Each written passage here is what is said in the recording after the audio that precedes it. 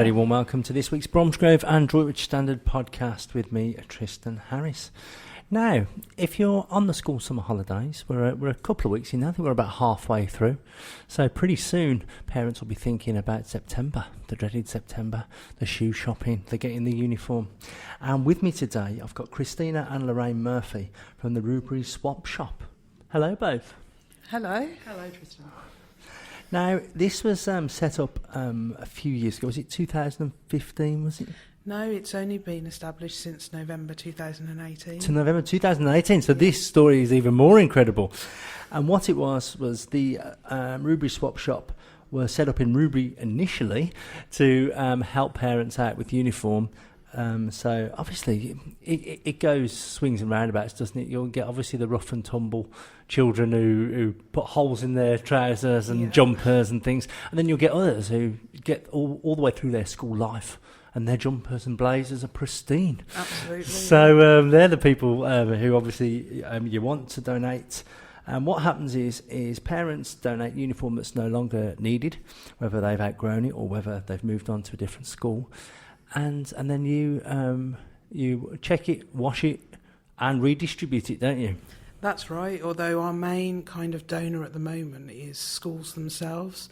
So at the end of the year or the end of term, they tend to have accumulated all the lost property that hasn't been reclaimed. And obviously they give the parents an opportunity to come and have a look through it and try and reclaim the property that's theirs.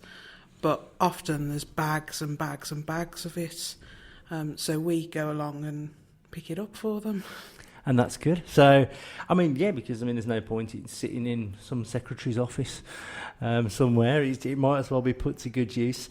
And how did it all be, when you launched it in 2018, was it an immediate thing or did it slowly build up?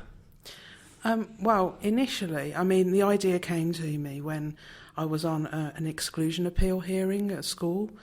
And I noticed that because the schools look at all the behavioural points that children are getting down to their conduct, and lots of children were getting lots and lots of behaviour points just for not having the right school shoes, not having the right equipment. And it really dawned on me that not everybody is in a position to be able to have the right shoes. So if you're coming to school every day just to get grief because you're in trainers rather than shoes, and there's nothing you can do about it, you're going to be really anxious and probably quite aggressive, therefore get into more trouble, therefore end up with me sat on your exclusion appeal hearing. So for me, it was about doing something around that to address it. So I thought about it for a few months, and I spoke to my mum about it because I didn't want to go into something like this on my own. So when she first broached the idea, we thought, it would be a nice little thing to do. We didn't realise the impact it was going to have on the community and our time and effort, but it's been really worthwhile. It's taken off really big time. And initially I was quite worried because when I posted out on Facebook, when I set up the page, everybody wanted to donate, and we actually had to go around and collect individual donations, which took quite a lot of time. But then CC Balloons in Rubery Village offered to be a collection point, which really massively helped. So I was gathering all of this uniform thinking, it's taking over my kitchen now. And I was worried that no one would want it. No one was going to contact me for it. And I'd just end up with this massive uniform. It'd be great for my children, but, I don't think they need to use that amount of it. And then it started, really. And it started to trickle at first. And then when winter came, so December, January, actually the coats was the big thing. People contacting us for winter coats for their children, for hats and scarves and gloves. So we had a real rush on those. Yeah, and they've already started this season asking for winter coats well before winter's coming. So Did you go and collect them off a few snowmen as well? we gave a few out to snowmen. They look like they need them, don't they? Because I suppose, going back to the discipline thing, the whole point of a school uniform is what it says, isn't it? It's to make it uniform and to create a level playing field, and then you don't get, obviously, as well as the fact it's nice that you're representing the school and gives you a sense of pride, you don't see some children in designer wear and other children in shabby clothes and stuff. And I suppose the thing is then, if you've got a uniform come in, then you need to a certain extent to be the quality of the uniform needs to be at the same level as well, doesn't it? Absolutely, yeah. I mean, because we've had people contact us that have uniform, but it's so small, it doesn't fit properly, or it's got holes in it, and the children are getting bullied for it. So when we're able to alleviate some of that for them, then it's a big pressure off the parents and certainly off the children. And I suppose as well, healthy minds to start the day. It's the same with the whole breakfast thing, isn't it, that Kellogg's have been doing about offering, setting up breakfast clubs and things. If kids arrive at school nicely turned out, clean clothes, they've had a nice breakfast, then they're going to be ready to learn, aren't they? And it's going to be better for the schools. It's going to be better for the local communities, because obviously unruly children and young people can cause issues away from the school as well. So it's a win-win. Absolutely. I mean, if you got up every morning worried that you were going to get into trouble and there's nothing you can do about it every single day, are you going to want to go to the place where you're going to get trouble? And I mean, a lot of teachers, they're so caring and they will see beyond the fact that somebody's got the wrong shoes on, and they understand the context in the family home. But then teachers are more and more stressed out, they're trying to plough through mountains of work. So sometimes that context is lost and all they're doing is filling out behavioural systems. And really, often, most of them do understand, but I'm sure that lots of kids do get overlooked in terms of they're turning up and they're just seen as a child who's a problem, who's creeping up that behaviour chart, who's accumulating more and more points against them. And if you're going into school and you know that you're going to get grief, why bother trying anymore? They just resign. Yeah, absolutely. Because if it's because you don't have the right school shoes on, then and you're going to get grief for that, you're not going to be ready to go and learn about Shakespeare, are you? Because you've already had your head, bitten off. Or the playwrights and poets are available. Yeah. Yeah. I suppose the other thing as well is the whole school thing. Your primary school gets you ready for senior school. Your senior school gets you ready for your GCSEs, and then whether you want to do an apprenticeship or whether you want to go into work or whether you want to go to university. And I suppose ultimately what you learn at a very young age about looking smart and, being part of society and part of a class and part of a group, I suppose that the first few years is probably crucial in determining a person's attitude and approach to life when they come to leave at 16. Absolutely. And I mean, they don't want to feel that they can't fit in, they can't be compliant with things. They want to be able to be part of that group and to have a place. They don't want to just be seen as the outsider to that, because that causes friction for them and for everybody around them. So which were the first schools that came on board with this? Oh, that's going to really test my brain. Here we go. I think early starters were Colmers Farm Primary, Colmers Farm Secondary, Rednall Hill Infants and Juniors. And then, surprisingly, we had some schools just come on board without us even contacting them, such as Cofton. Northfield Manor. Yeah, the Meadows. So they weren't even really Rubery schools as such. So a lot of Northfield schools came on board before all of the Rubery ones. Well, I'm not going to try and ascertain where all those schools are, because every time we do a Rubery or a Rednall or a Frankley story, you've seen it yourself on Facebook. That's not Rubery, it's Rednall. That's not Rednall, it's Frankley. That's not Frankley, it's Cofton, Hackett. Yes. And you're like, hang on, if the story's all right apart from that, surely we will correct it online, but we get grief for that. So yeah. And then because when I looked the other day, there's about 25 schools now, isn't it? Yes. You've got about 25. Green Meadow, my daughter goes there. Yeah. You've got those on board, Northfield Manor. You've got a couple in Bromsgrove, haven't you? We've got Waisley Hills High School. Yeah. We've got Holywell. We've also got Rigby Hall Special School. I think those are the ones that we have in Bromsgrove currently. The rest are the kind of Birmingham side of But I think we said as well, didn't we, like New Starts, because when New Starts opened up in Frankley for South West Birmingham, they've now been contacted by Acox Green, Hall Green, Small Heath and all these other places in Birmingham. So that's how it's going to be, isn't it, I suppose, because it started in Rubery. You've got these Selly Oak schools and stuff, have you got? It's just starting to trickle out. Trickle out there to Kings Norton. Yes, King Norton's boys contacted us recently. So it is turf green as well. You've got, haven't you? We've got lots of turf. All Got the a turf green. Yeah, I saw all schools, those. It was quite cool to see the little badges actually, because they're always nice. Can't fit them all in though. Yeah. You never know what the stories are behind the badges. Obviously, with a Catholic one and a fish, you can pretty much guess what that story is. But some of them look like they've got interesting tales to tell. That could be worth a book actually. You could fund some of the projects through a book about school badges. So now you're here today, and you want a little bit of help, don't you? You're looking for storage, is that right? Yeah, so what happened at the end of the summer term is 25 schools contacted me and told me they had lost property. So that was an initial issue. It filled my conservatory, my study, my kitchen. It already had taken over my bedroom and I had to move to the living room to sleep. It's everywhere in my house, basically, and I think it's starting to take over my mum's house as well now.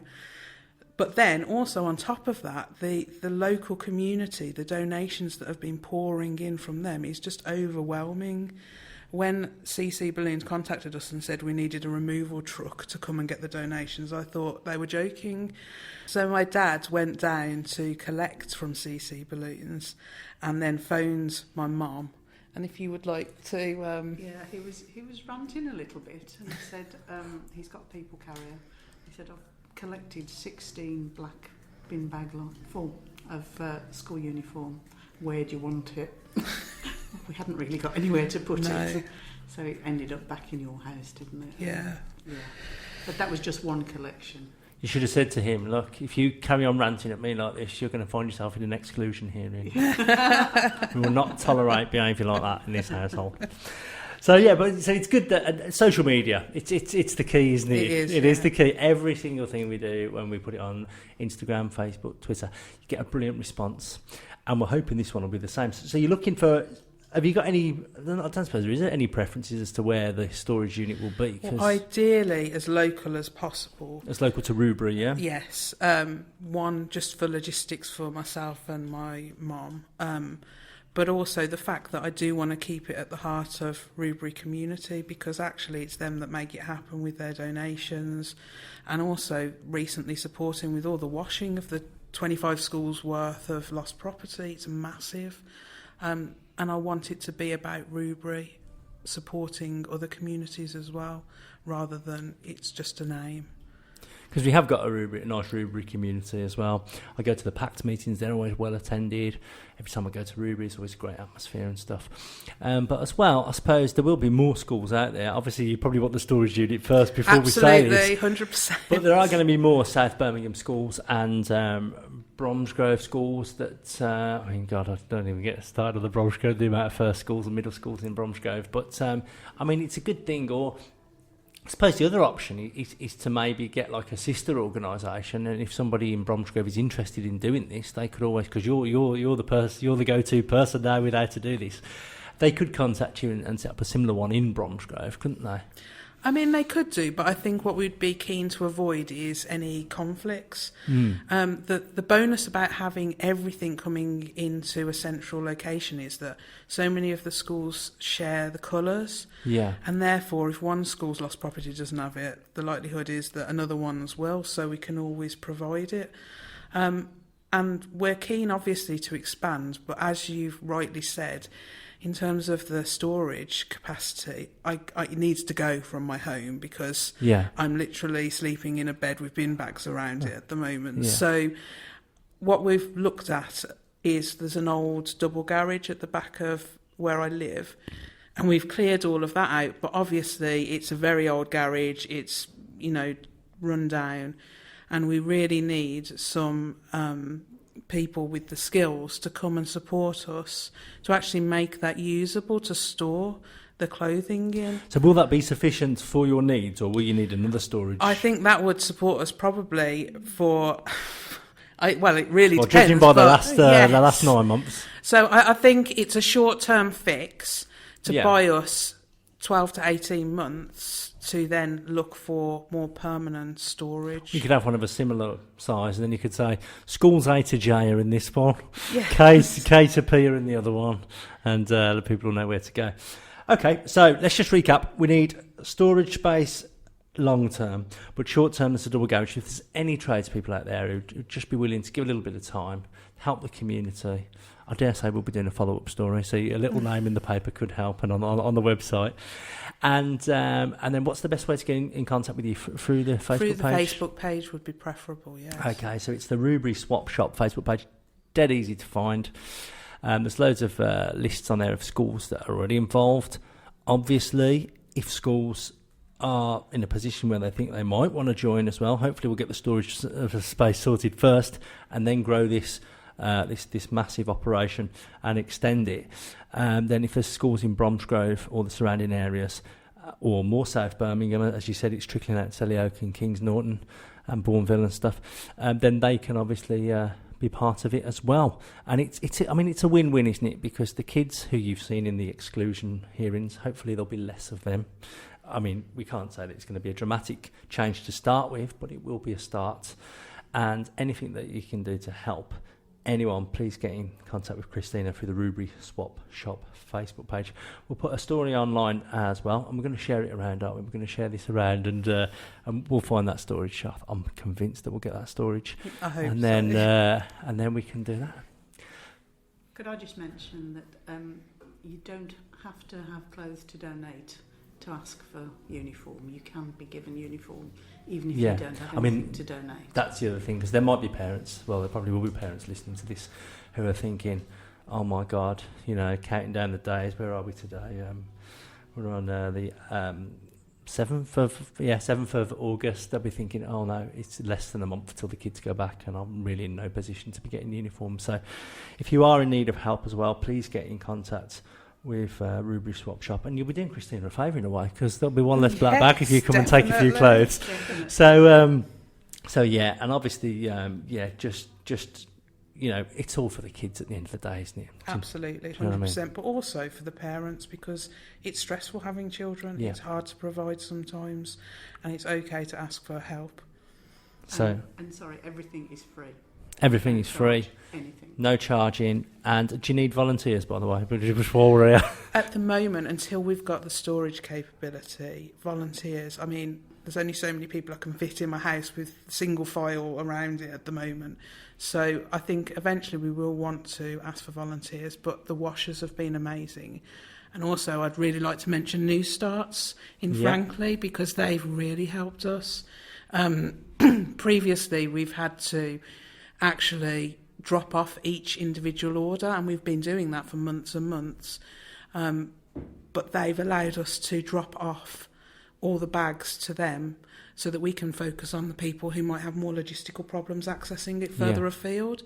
So that's really helped and made it manageable with the amount that we've had coming through recently. Marion's great down there, and we do a lot with New Starts as well. So New Starts are helping young kids get a new start as well as older people. So that's brilliant. So yeah, Rubery Swop Shop, Facebook, go on there if you need uniform, if you've got uniform to donate, if you're a tradesman who can help, or even if you're like a local supermarket who thinks, it'd be quite nice to give a bit of washing liquid towards the Rubery Swop Shop, because it all helps, doesn't it? And if you're running a free operation, obviously your overheads, if the community can help come together and cover those overheads, or anyone who wants to help in any way, or even if they've got an idea for you, just get in touch and run it by you. Yeah, please do. I mean, because at the moment, and since we established in November, we funded it all between the two of us.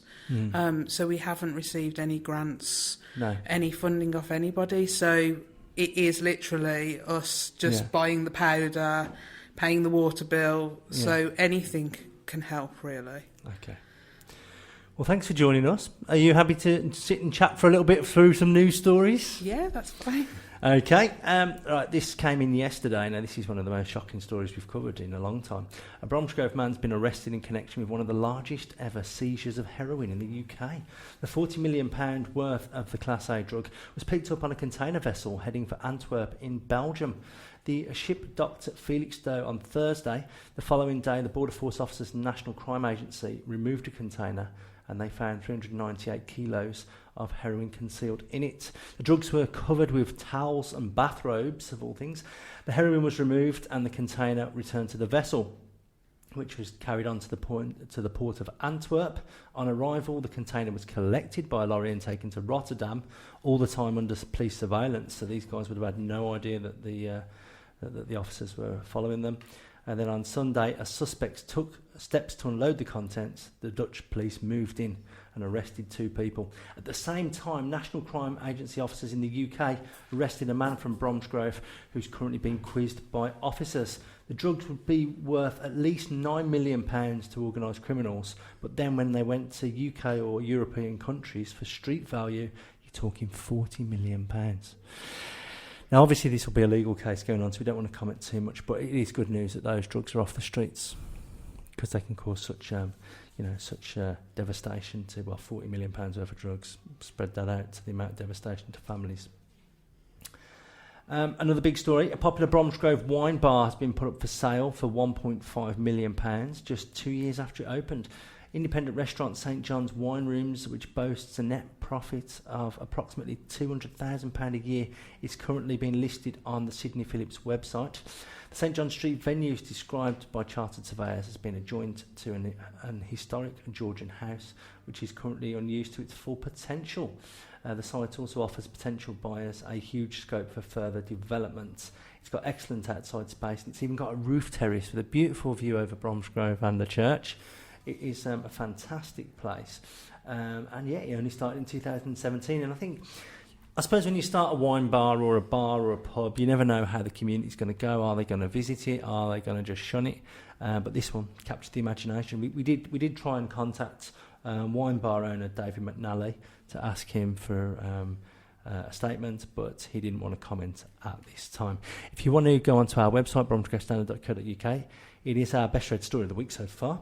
And there's plenty on that and on Spotted Bromsgrove, plenty of comments, so you can join in the conversation there and have your say. There's a lot of nice comments about St John's Wine Rooms and how people are hoping it will be purchased and carry on as a successful venue for the centre of Bromsgrove. We've got sad news now. The co-founder of Witchbold Fudge has passed away after losing her brave cancer battle. Helga Peter, she was just 36. She formed the company with her husband, Justin Bowen, 5 years ago. She continued in her main job as a financial analyst, as well as raising the couple's 2 children, Bren, 7, and Seren, who's 5. She also became a parish councillor. 3 years ago, she was diagnosed with breast cancer, which spread to her brain a year later, just weeks after the launch of Droitwich Salt Fudge. And I think as the couple were going through their difficult times, the Witchbold and Droitwich community pulled together, and without them, Justin, I remember him saying the Droitwich Salt Fudge would not have been launched on time. The pair were hard-working, lovely community people. I met them on numerous occasions, and they were so lovely. And in fact, I saw them at just the Droitwich Food Festival this year, and the way it happened was just heartbreaking, really. Helga accompanied Justin to the food festival this year. On July the 4th, she was given news that her brain tumours were under control and she could now begin driving again, having been unable to for 2 years. But then just 2 days later, the couple received the results of other tests of different parts of her body, and they found out that it had spread to her liver and lungs, and not only that, no further treatment could be given. The disease quickly took over her body, and she passed away on Monday. She died peacefully, surrounded by the people who loved her. Helga was born and grew up in Antwerp, met Justin 16 years ago, playing online computer games. They met up a year later after getting together, Helga moved to Worcester with Justin. Then they went to Witchbold, then they started Witchbold Fudge, and such a lovely couple, lovely family, and just, we've had so many tributes on the Droitwich Standard Facebook page, and it was shared to Spotted Droitwich as well, and so many lovely tributes. Justin said, the outpouring of support from people far and wide has been testament to how wonderful she was. We will miss her terribly, but part of her legacy will be that the amazing support of our local community, Witchbold Fudge, will continue to grow and thrive. He just wants people to bear with them as they take time to grieve as a family, but he is hoping soon to organise, hope the community will join them in celebrating Helga's wonderful life. Okay, so sad news there. And just before we leave the news section, I know you'll be anxious to find out about the Bromsgrove Dining Club, the first Bromsgrove Dining Club, because have you been to the Longbridge Dining Club? No, because that's it started off in Digbeth, didn't it? You had the Digbeth Dining Club, and then it went to the Longbridge Dining Club. Digbeth sorted that out there, and now we've got the Bromsgrove Dining Club, which we featured last week. Now, sadly, just after we did the podcast last week, the astronaut was cancelled. The amazing aerobatic astronaut that I was really looking forward to seeing, and I'm sure other people were too. There was an injury there, so God knows, probably best not to speculate what the injury was, because if you're doing that kind of stuff, it's not going to end well. But they are confident that when he's back on his feet or back in the air, or whatever the expression is, they will be rescheduling that. So hopefully we will get to see an astronaut land in Bromsgrove for an out-of-this-world experience, no doubt. But the Bromsgrove Dining Club, more than 6,000 people headed down to the wreck. Wow. Must have been this podcast and the coverage in the Bromsgrove Standard, obviously, that led to that. There was loads of vendors there. Only Jerkin, Original Patty Man, Bourneville Waffle Co., Dim Sum Sue, Urban Cheesecake, and Cheryl Welsh, the Bromsgrove District Council Centre Manager, said it was an extremely successful event. It's great to see such a wide mix of food and drink stalls, some of which included our own local traders. We look forward to working with Digbeth Dining Club on another event in the future. So don't worry if you missed that one, or you couldn't get down there. Or I know my mum and my sister, actually, they went to Bromsgrove on Saturdays. They do every Saturday. And they said that's to come back because they couldn't find a parking space. So there we are. So it was too successful. No, nothing can be too successful. But there will be another Bromsgrove Dining Club event in the future. Well, thank you ever so much. Before I leave, good luck to everyone doing A-levels and GCSEs a week later, but the A-level results come out next Thursday. And yeah, good luck. I hope you get the results you want. And don't worry if you don't, because obviously there's the clearing process. There is a place out there for whatever you want to do next. No point in stressing. In the same way you don't have to stress about uniforms, don't stress about exam results, because there will be a solution, and everything happens for a reason at the end of the day, doesn't it? That's my belief. So there we are. So thank you ever so much for listening. A big thank you to Kristina and Lorraine as well for coming in. Rubery Swop Shop. Check out that on Facebook, whether you need uniform, whether you can offer storage space, or whether you're a tradesperson who can help renovate the double garage. That will give them a short-term solution, the storage space for the long-term solution, and also washing powder. You know, if you've got some washing powder, you want to give us some washing powder. Claire's up next with the entertainment.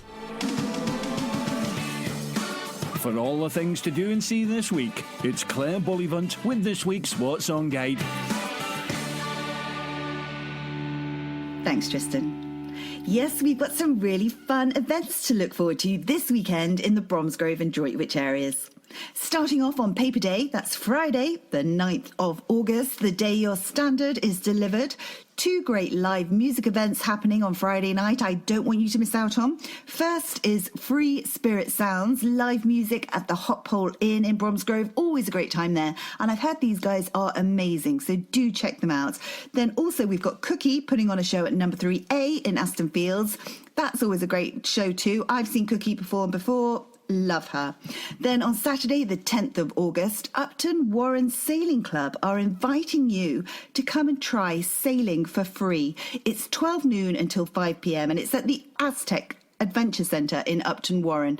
B61 7ER is the postcode for your sat-nav. It's opposite Webb's Garden Centre. If you've ever been there, of course everyone's been there, so you know exactly where it is. And again, I'll stress, it's absolutely free, especially if you say you've heard it on this podcast or saw it in this week's paper. Take the kids and have a fun afternoon sailing. And it's free. Again, I'm going to stress that. How cool is that? Learn to sail for free. Ahoy! Then after you're back on dry land, it's all about swing dance classes, and they're going to be going on at the Artrix. Rob and Sarah are encouraging Bromsgrovians and Droitwich people to come and have a good time while learning a new skill and getting mentally and physically fitter. Allaboutswing.co.uk is the website for all the information. 3 p.m. start there, and it's going to be great. It's also the Salwarp Fete at Salwarp Village Hall on Saturday. WR9OAH is the postcode for your sat-nav. This is going to be a family fun day with loads to see and do. There's going to be a classic car show, bouncy castle, an assault course, teas, barbecue, bar, stalls, games, a magician, they tell me this year, live music, and a dog show, even a dog show. 2 p.m. start. Definitely get yourself there if you're local to Droitwich or you just fancy a lovely day out. It's going to be fantastic. And if all those classic cars at Salwarp get you in the mood for some Grease lightning, it's the Grease sing-along also on Saturday at the Arc'teryx. They want to welcome you to the singing and dancing world of Grease. This is the most successful movie musical of all time, apparently. All the details for that are on their website, arc'teryx.co.uk, and I love those sing-along events. I've never been to a Grease one before, but I really do want to come to this one, and I pity the person who comes with me, because I think I know every single word, but I can't sing, but it's going to be amazing. Then Saturday night, couple of live music events for you. The Brass Beats live music at the Hot Pole Inn in Bromsgrove. They're going to be fantastic. Legend are putting on a show at the Dog and Pheasant in Bromsgrove. And there's also the Arc'teryx Vintage Festival happening over at the Arc'teryx. This is going to be an evening of live music with the Strays, the Fireballs and the Del Rey Rockets all performing there. 6:30 p.m. kickoff. Moving on to Sunday, the 11th of August. As always, it's the Studley Car Boot Sale. B96 6ER is the postcode. Gates open at 6 a.m. studleycarbootsale.co.uk if you want more details on that. Also, on Sunday, there is a bandstand music in the park event happening. That's Sanders Park, of course, with the Sovereign Brass Band there this Sunday.